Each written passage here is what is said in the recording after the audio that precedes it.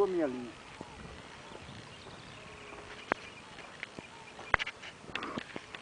Ei, mas olha, quem não sabe não adianta, cara.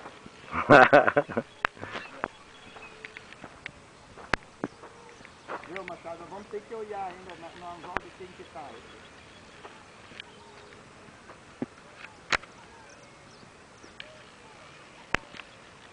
É, Geraldinho.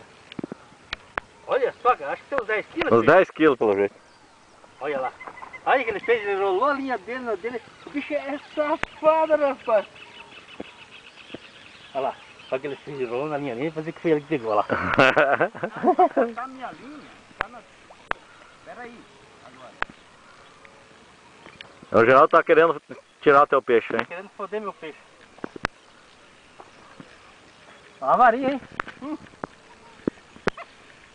E os caras vão pro Pantanal pra pegar um pacotinho Pode dele. olhar, viu? O meu anzol tá na boca dele lá.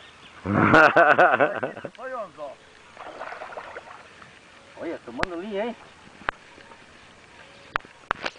Isso não dá medida. Isso dá medida. Olha.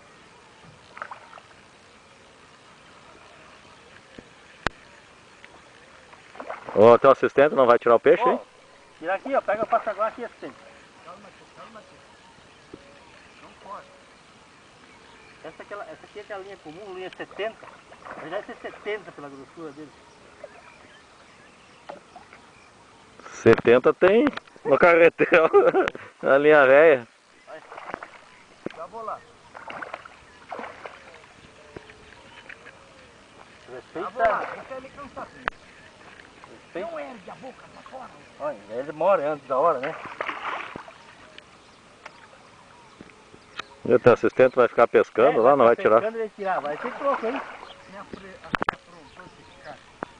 Esse frio aí. Ó, a hora que ele deitar, vou te explicar. Quando ele deitar, aí tu passa o passaguá.